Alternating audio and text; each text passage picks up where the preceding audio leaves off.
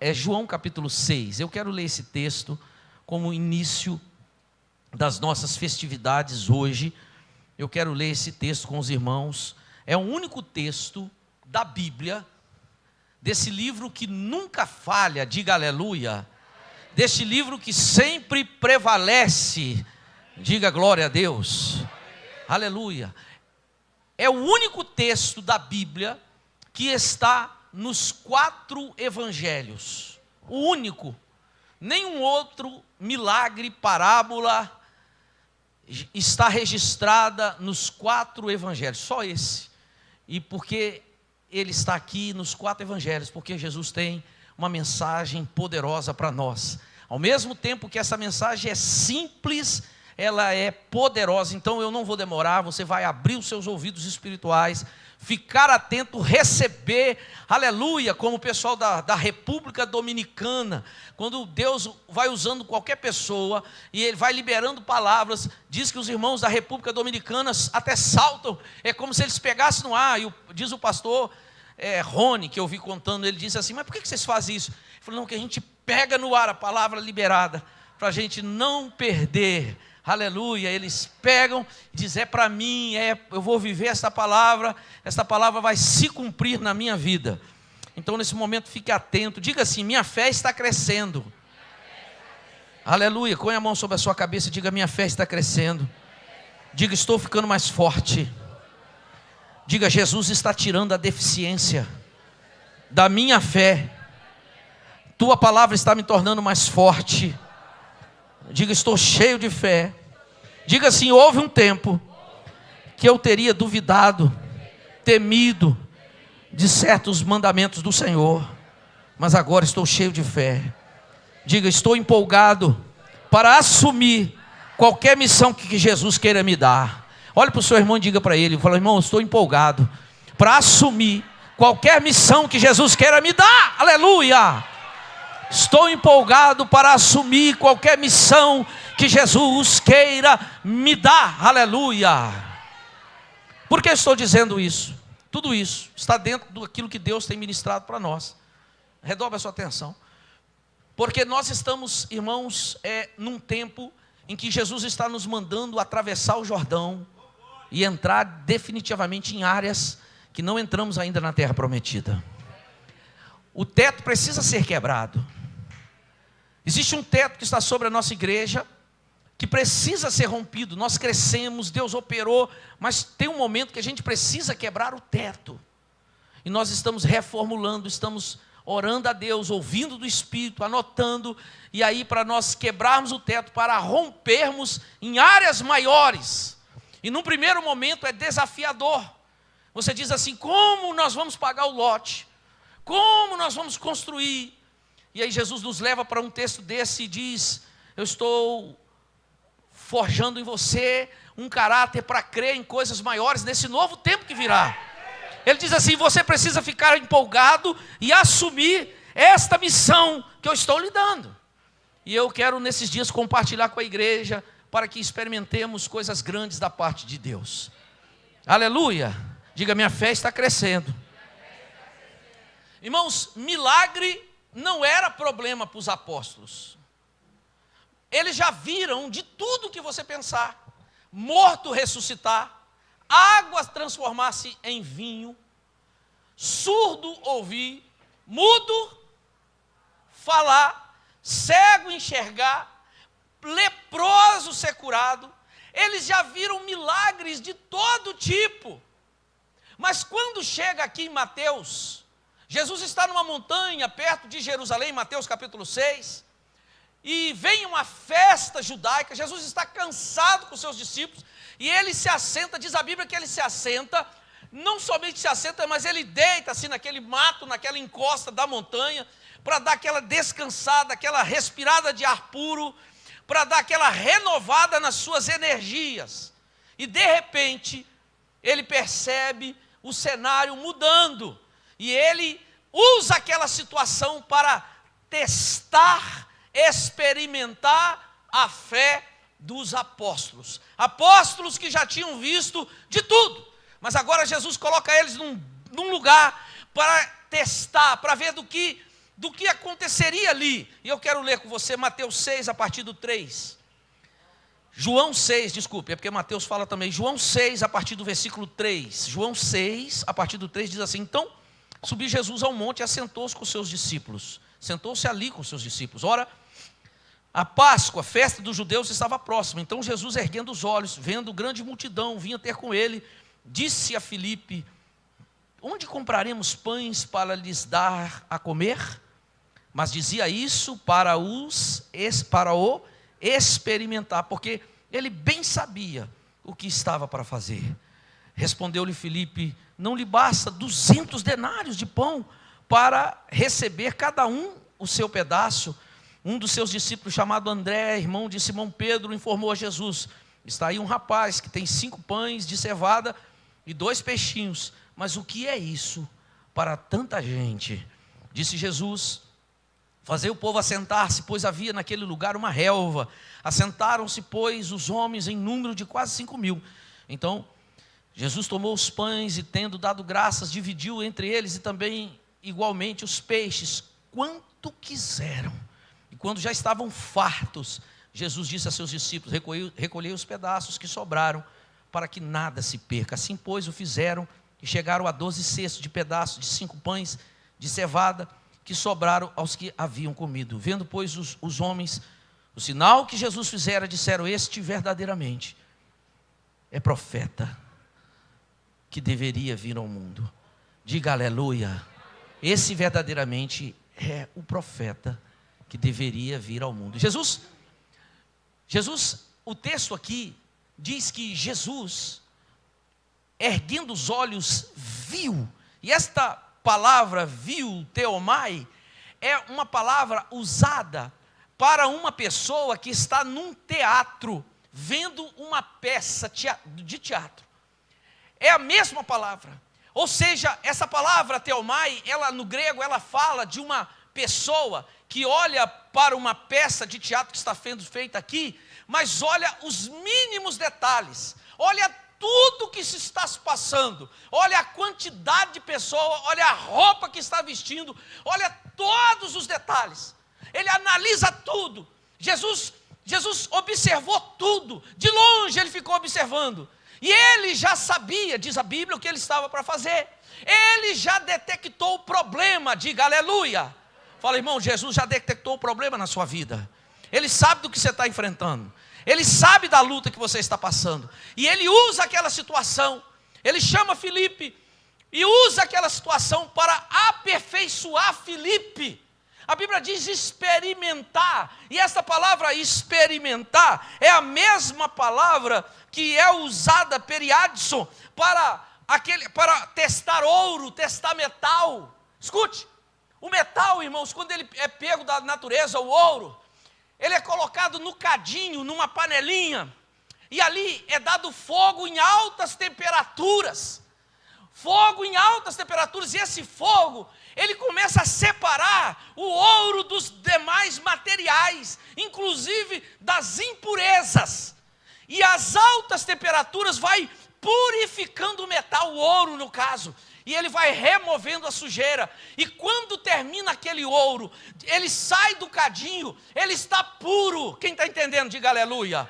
Ele está puro, ele está melhor, ele está numa qualidade mais valiosa, ele está muito melhor do que antes, de forma que o cadinho, o fogo, a prova que passamos, ela vem da parte de Deus. Quando vem da parte de Deus, ela não vem para nos destruir, ela vem para nos melhorar, para nos aperfeiçoar, para nos habilitar. E aí a gente pode dizer: a minha fé está crescendo em meio às provas. Eu estou mais forte hoje, com 8 anos nessa igreja, do que eu estava lá no início. Aleluia. Irmãos, um ferreiro, eu quando era menino lá em Resplendor, eu me lembro de um lugar lá, que a gente ia naquele lugar brincar, porque eu conheci o dono. Ele era ferreiro, e ele tinha o fôlei, aquele fôlei assim, quem lembra disso? Uma bomba, né? Tem uma fornalha, e eu não lembro do nome dele, mas eu lembro que ele balançava aquilo, saía o ar, e o fogo acendia, e ele pegava um metal, por exemplo, um pedaço de ferro, e colocava lá. E acendia mais o fogo. E aquele fogo pegava aquele metal, aquela barra de ferro, ia deixando ela vermelhinha. Quando ela estava vermelhinha, ele tirava aquilo e colocava em cima de uma bigorna, de um pedaço de ferro bruto. E ele com a marreta, sem muita força, na medida certa, ele dava umas pancadas, ia achatando aquela barra. Colocava ela de novo no fogo, aquecia novamente, tirava e dava aquelas pancadas. Colocava no fogo, tirava, dava pancada. Ela ia se formando, ele olhava para ela vermelhinha, como em brasa viva. E aquele metal estava tomando forma de uma faca, de uma espada, coisa do gênero.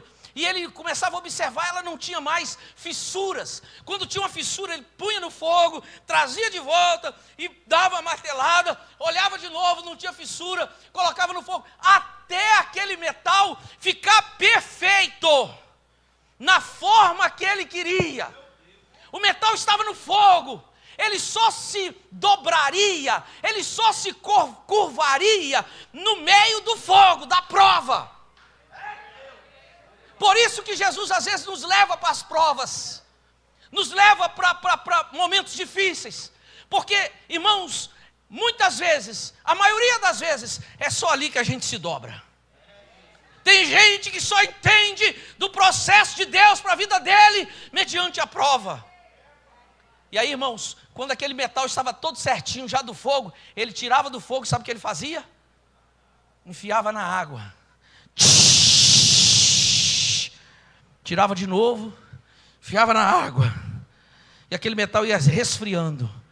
Depois que aquele metal se resfriava, você podia bater com qualquer tipo de marreta sobre ele, que ele não envergava, ele nem amassava, ele não tinha mais fissura. Aleluia, aleluia. Você que está passando uma prova, levante a mão que eu vou profetizar. Esse fogo não vai lhe destruir. Jesus nessa noite está enviando a água do Espírito para te resfriar, e você vai sair dessa prova mais forte. Você vai sair dessa prova, aleluia, habilitado, forjado, aleluia, para grandes coisas da parte de Deus. Não temas, porque Deus é contigo. Diga aleluia. Fala para o seu irmão, esse fogo não é para te destruir. Esse fogo é para te levar a um nível melhor, te aperfeiçoar, colocar a sua fé mais alta. Irmãos, os discípulos já viram de tudo. Todo tipo de milagre aqueles homens viram. Todo tipo de milagre eles viram. Mas agora eles ficam desesperados. Deixa eu te falar uma coisa. Deixa eu te explicar aqui uma coisa.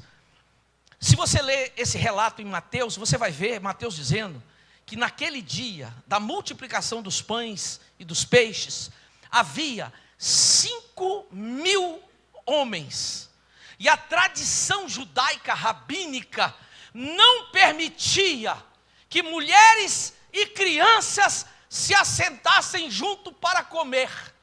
Até hoje, em alguns lugares em Jerusalém, em hotel, se você for, você vai ter no mesmo hotel 3, 4 restaurantes, e grandes, todos com buffet fartíssimo.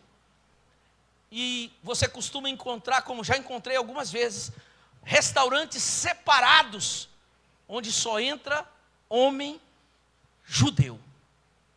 Brasileiro não come lá, a mulher dele não come lá. As pessoas, eles têm essa tradição religiosa ainda. Na época de Jesus era isso. E Mateus diz assim, havia 5.000 homens. Então, vamos supor que nem todo homem levou a sua mulher. Devia ter, no mínimo, mais 2.500 mulheres. Só supondo, mas é bem provável que as mulheres todas estavam ali também, grande parte das mulheres. Filho, para judeu, naquela época principalmente, era uma bênção do eterno. Então eles tinham muito. A média, Israel é um dos poucos lugares do mundo que você vai numa loja comprar boneca, e a maioria das bonecas tem carrinho de bebê, gêmeo. Não é uma bonequinha empurrando um carrinho, é empurrando 2. Você anda na rua, você vê mulheres com 2. Muitos filhos eles têm até hoje. Muitos filhos. A nação até 48 estava destruída, eles voltaram para a sua terra e continuou o mesmo processo. Muitos filhos, os muçulmanos disseram, nós não precisamos mais de destruir, matar, acabar com as pessoas, se explodir para conquistar as nações. Nós vamos conquistar com os nossos próprios filhos. Há países na Europa que a sua pureza assim, do país já não existe mais, porque os muçulmanos foram tanto para lá, se tornaram cidadãos. Eu acho que Espanha é um deles, Suíça, França, eu não sei, o pastor está falando França e tantos outros, se tornaram cidadãos, e essas crianças nasceram lá, com a religião muçulmana, e hoje há mais muçulmano do que cidadãos daquele país de origem, mas eles são cidadãos daquele país, mas carregam a religião muçulmana, e só com os filhos, eles estão colonizando toda uma nação. Quem está entendendo, diga aleluia. Toda a nação. Eles disseram, não precisamos mais matar ninguém, explodir bomba, só os nossos filhos, nós vamos ganhar todo mundo. Os judeus também têm muitos filhos. Filhos é uma bênção, e eles pregam isso, e realmente é uma bênção, é uma herança do Eterno. Então, 5.000 homens, diz Mateus, 3.000 mulheres, e a média é 5 filhos por família, naquela época principalmente. Hoje você vê 7 filhos, 9 filhos, casaizinhos novos, com vários filhos, mas botando 5, irmãos, a média de pessoas que tinha nessa multidão, você já ouviu falar de 5.000, mas não sei o que, 10.000, não sei o que. Tem estudiosos que dizem sem medo, afirmando, como Rick Renner, ele diz, 30.000 pessoas naquele monte, naquele dia. Uma multidão, muito mais do que você pensa. Não é uma grande multidão, mas é uma multidão muito grande. A palavra que ele usa para homens é andres, e esta palavra que ele usa, não é uma palavra que se usa para homem, para mulher, para criança, não, é uma palavra grega, é um termo específico para homem. Ele diz, tinha 5.000 homens, diz Mateus, fora mulheres e crianças, era uma multidão. Jesus olha, examina, observa, e chama um discípulo que já viu muito milagre, já viu fogo na igreja, já viu morte, já viu doença, e Jesus operar e ressuscitar, e fazer isso tudo, já viu cego enxergar na hora do louvor, só gritar, disse que eu parar o culto, dizer o que foi, ela disse, estou vendo, e a senhora está enxergando, a senhora não enxergava, olha lá, eu entrei com aquela pessoa ali, ó, no ombro. Um dia eu colei nas colunas da igreja, me lembro, um atestado de óbito, morreu, foi dado laudo morto, eu tirei um monte de cópia, e disse, quero trazer a memória que me dá esperança, eu nunca vou esquecer isso. O menino morreu, os médicos, quando ele ressuscitou, os médicos disseram, não enxerga, não fala, não anda. E o menino começou a andar na igreja, nem era da igreja, a avó dele que era, todo torto, menininho andava todo torto, não parava. O menino não era crente, a avó que era. O menino não estava acostumado com esses cultos, a avó que estava. E aí os pais vieram e o menino começou a andar, e o menino era surdo, o menino não enxergava, o menino estava todo atrofiado, a visão voltou, a fala voltou, a audição voltou, e aquele menininho torto, depois eu tinha que mandar segurar ele, porque a tortura dele saiu toda. Ele é o neto da irmã Conceição. Eu colei o atestado de óbitos em várias colunas da igreja na época, e disse, está aí, ó, tá, os médicos atestados. Médico geralmente é incrédulo, médico crê em ciência, ele vai dar outro diagnóstico para aquilo que aconteceu, mas eu não estou interessado em saber o que aconteceu ali. Eu estava nesse momento interessado no atestado de óbito que ele já tinha dado. Faleceu, está morto há tantos minutos disso. Eu nem lembro o que é que ele faleceu, João. Eu sei que eu peguei o atestado de óbito, eu devia ter isso, não tenho mais. Mas muitos irmãos daquela época se lembram disso. Os discípulos já tinham visto muitos milagres, mas agora eles ele estava diante de uma situação que eles ficaram desesperados. Eles olharam, Jesus estava testando eles, experimentando. Jesus queria ver o que ele ia fazer, o que ele ia falar naquela situação. Meu irmão, Jesus muitas vezes te põe em teste para ver como você reage diante dos problemas da nossa vida, diante das lutas que estamos enfrentando e vamos enfrentá-las, muitas vezes. Jesus perguntou, Filipe, o termo que ele usa em Mateus 14 é assim, ele diz assim, Filipe, como é que nós vamos dar de comer para esse pessoal? Lembra que Jesus olha com o olhar cirúrgico, examina tudo? Depois disso ele chama Filipe e fala, como é que nós vamos dar de comer? Filipe fala assim, nem se a gente tivesse uma fortuna de dinheiro, não seria suficiente para dar de comer essa multidão toda, porque era muita gente. Quem está entendendo que era muito mais gente? Muito mais do que você pensa. Muito mais do que você pensou até hoje. Você já ouviu falar de 10 mil? De 15 mil pessoas? Mas alguns historiadores, eles dizem o termo, esse termo é grego, polos óculos, é grande multidão, ou seja, uma multidão muito, porque grande multidão é uma coisa, agora uma multidão muito grande é maior. Grande multidão tem grande número de pessoas, agora não, já tem uma multidão, e essa multidão é muito grande. E os historiadores dizem, como esse que citei, ele diz, tinha para lá de 30 mil pessoas fácil, mas podia ser 10 mil, pode ser 20, mesmo assim, já era grande. Jesus, para testar, chama e falou, Filipe, aí vamos dar de comer esse pessoal? E Filipe falou, nem se a gente tivesse dinheiro, mas a palavra que Jesus usa não é essa, vamos dar de comer. Jesus disse para eles, no texto, ele diz assim, ele diz para eles, você vai, ele estava experimentando ele disse, ele usa um termo que ele diz assim, você vai dar você mesmo de comer para eles. Mateus capítulo 14, versículo 15 e 16 diz assim, dá vós mesmos de comer para eles. Você mesmo provê para esta multidão, você mesmo resolve este problema. Você mesmo. Ele disse, mas eu como? Não tem padaria, não tem loja, mercado, como? Mas sabe de uma coisa, o termo que Jesus, antes de dizer, você mesmo dá de comer, Jesus disse assim para ele, vai, o termo é esse, nas mercearias, vai nos supermercados, você vai no supermercado e compra pão para eles. Os discípulos falaram, está doido? Está maluco? O senhor não está? Que mercado? Nós estamos no topo de uma montanha, no deserto, perto de Jerusalém. Não tem mercado. Jesus falou de propósito.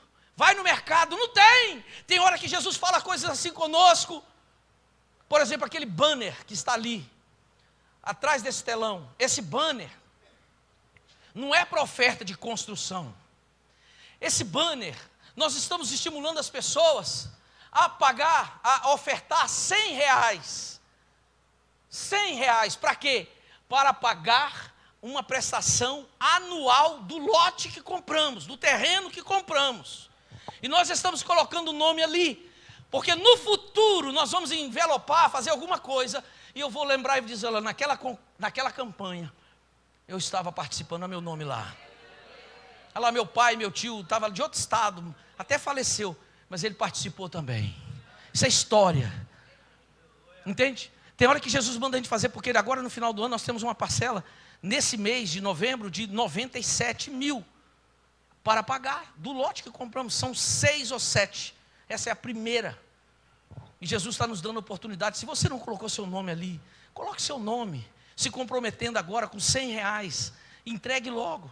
A tesouraria, essa cantina que nós vamos fazer no dia 24, que vai vender, nós também vamos usar para pagar o terreno, não é para construção, é para o terreno, é para pagar a prestação anual que temos.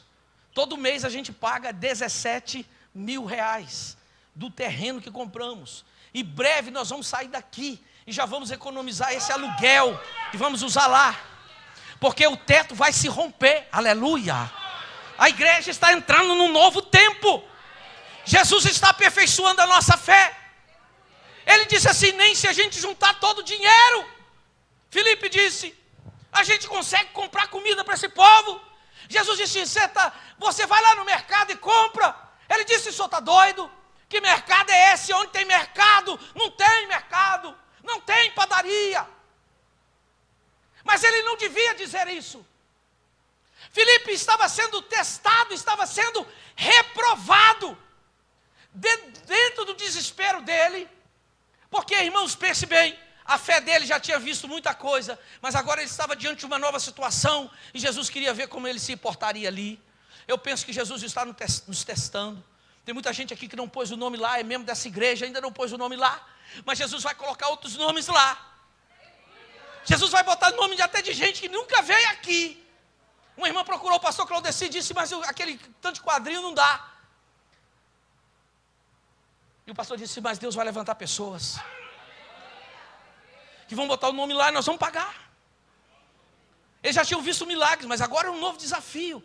Mas ele não devia ter dito: nem se a gente tivesse uma fortuna, não tem nem lugar para comprar, nem o dinheiro. Mas mesmo que tivesse o dinheiro, não tem lugar para comprar. Jesus não queria ouvir isso. Jesus estava testando ele. Eu penso que Jesus está colocando cada um de nós em testes, não só nesse, mas em muitos outros. Jesus está olhando, meu irmão, para ver como que você o representa nessa sociedade, como você se porta nessa sociedade, que roupa você veste, se glorifica o nome dele ou não, como você anda, como está seu nome na praça, qual o testemunho da sua casa, que evangelho você está vivendo. Jesus está olhando, Jesus está nos observando, e Jesus testa esse rapaz, esse discípulo, diz o texto, para o experimentar. Jesus não queria ouvir isso que ele falou. Jesus fala: dê você mesmo de comer a ele, se vira aí, rapaz. Jesus estava botando ele no fogo, era uma multidão imensa, ele ficou desesperado. Sabe o que ele fez? Começou a contar os centavos. Ele juntou e começou a contar os centavos e disse: rapaz, estou fazendo uma conta aqui, nem se a gente tivesse 200 denários, era muito dinheiro, nem se a gente tivesse 200 denários, nós não conseguiríamos. E Jesus estava olhando para ele e falou assim: não é hora de contar centavo, porque primeiro que não tem supermercado, é quase como uma pegadinha, não tem padaria, e dinheiro também não tem, e se tiver também não tem, não era isso que eu queria ouvir de você. Diga aleluia.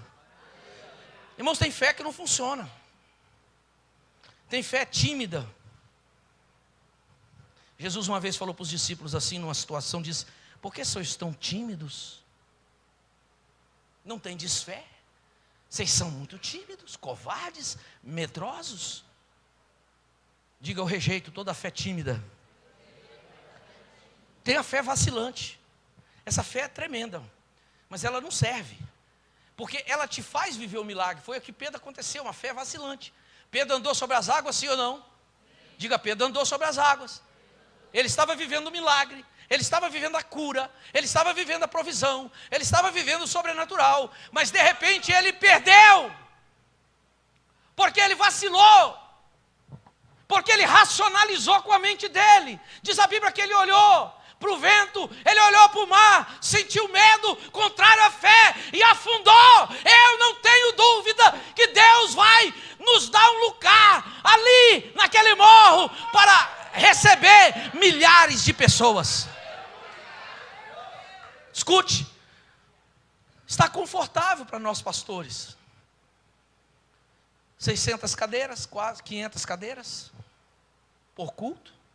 Domingo à noite enche, segunda-feira está dando muita gente, é domingo de manhã, quarta-feira está cheio, olhe,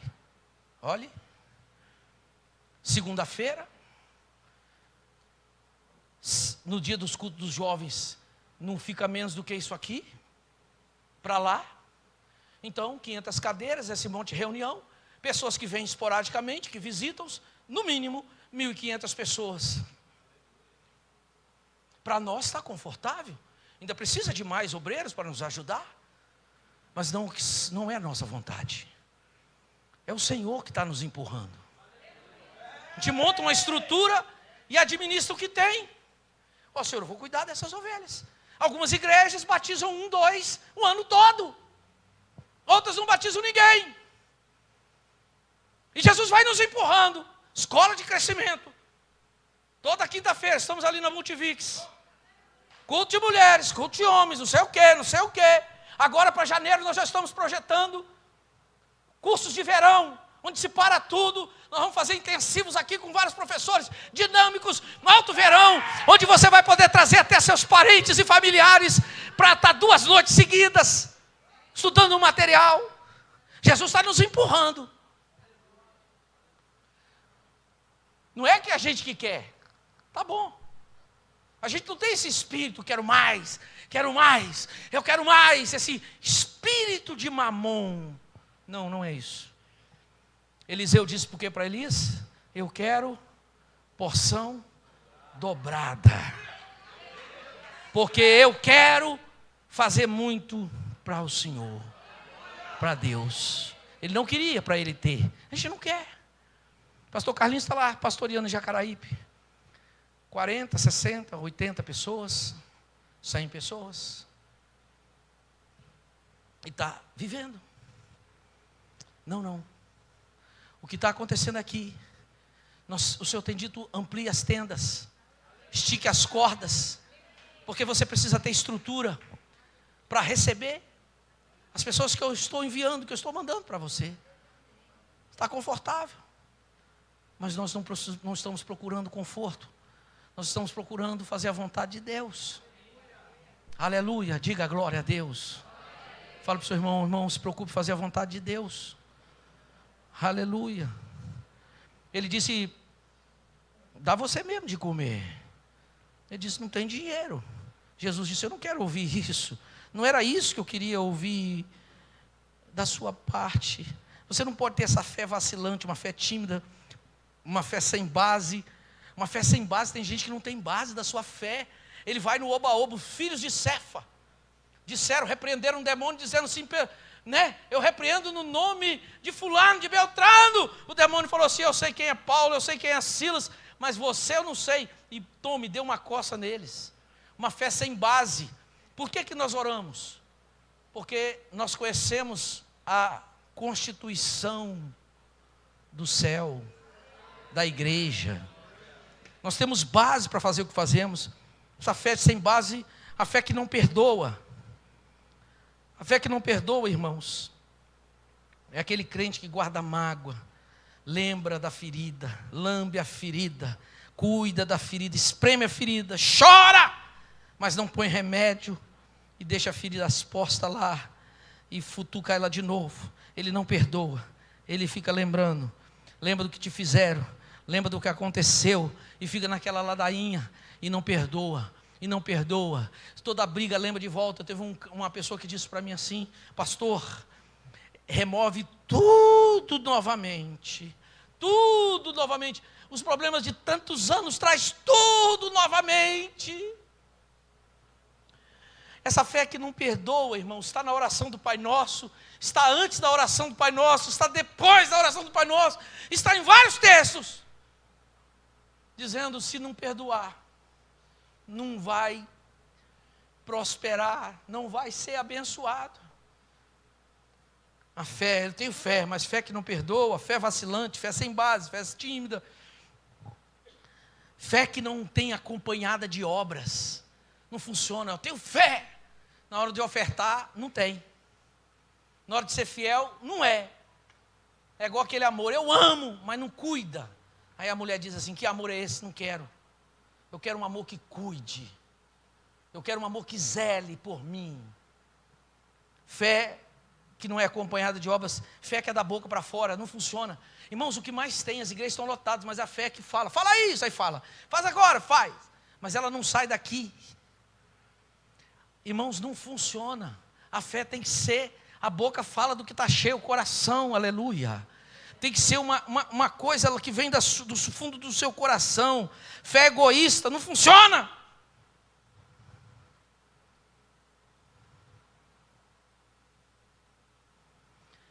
A Bíblia diz que crer somente não é a solução, porque os demônios creem e estremecem. A fé tem que ser expressão de uma vida. Jesus não queria ouvir, nós não temos dinheiro. O que Jesus queria ouvir? De Filipe. Ele disse: Filipe, Jesus, dinheiro nós não temos não, mas nós sabemos, aleluia, que o Senhor é o Rei dos reis, o Deus dos deuses, e que o Senhor tem a provisão para todo esse povo. Tu tens poder para saciar a fome de todo esse povo. Basta uma palavra e o problema será resolvido. Jesus estava esperando você dizer assim: olha, eu estou desempregado, mas Jesus está cuidando de mim. E Jesus já abriu uma porta, está me levando para ela. Aleluia. Onde eu terei mais que o necessário. Eu me lembro quando eu e Glaucia pastoreamos uma igreja bem pequenininha. Aquele povo vivia de cesta básica. E eu disse: Jesus, como é que é isso? Esse povo vai viver a vida toda pedindo cesta básica? Quem quer pedir cesta básica a vida toda, diga glória a Deus. Não há ninguém. Eu imaginei que eles também não. Eles estavam assim por causa de circunstâncias. Mas eles não queriam ficar assim. Mas eles também não sabiam como sair dali. E eu disse: Senhor, como que eu tiro esse povo? E Jesus disse: ensine-os a palavra. E eu comecei a ensiná-los o evangelho, a pregar para eles. E dentro de poucos dias, aquele povo que vivia de cesta básica, que vivia pedindo, que vivia por causa do sopão, Jesus começou a mudar a essência deles. Aí alguém religioso, e eu estou cansado disso, chega e diz: então pastor, vai pregar esse evangelho na África. Eu disse: eu fui, e eu vi exatamente isso acontecendo na África. O evangelho é onde chega, ele muda, ele transforma. E uma certa feita Deus me levou para o país de Moçambique, para uma cidade chamada Beira, onde tem uma mega igreja, onde Valnice Milhomem já esteve pregando, onde eu encontrei um pastor, não sei se está vivo ainda, desse tamanhozinho, chamado Dimo, primeiro aluno da Valnice Milhomem na escola teológica que ela deu, escola de missões, eu não sei. E esse homem disse para mim: eu pastoreio, eu não lembro, 15 igrejas. O senhor pastoreia 15? E ele disse: sim. E o senhor vai pregar lá? Eu disse: vou. E nós entramos num carro e saímos andando, chegou num lugar, não tinha mais estrada. E do nosso lado tinha uma senhora, eu e o irmão. Ele disse: é aqui, pastor, vai aqui. Eu disse: mas como? Não tem estrada. Não tem, a estrada é essa. Só que o mato cresceu, não tem estrada, mas é aqui. E nós entramos com aquela caminhonete quebrando os matos assim. E quando chegamos lá embaixo, era a igreja. Uma igreja daqui lá onde está.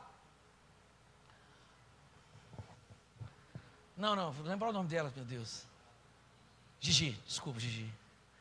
Onde está a Gigi ali. E chegamos um pouquinho antes. E começou a brotar gente daqueles matos. Começou a botar gente daquelas árvores. Começou a brotar gente. Aqueles irmãos, eles lotaram a igreja, lotaram. Quando nós entramos, eles jogaram pó, arroz para cima. E o pastor disse: isso aqui é uma boas-vindas que eles estão dizendo. Eles estão dizendo que eles não têm que comer, não tinha. Mas jogaram arroz para cima, tipo faz com noiva, fizeram conosco.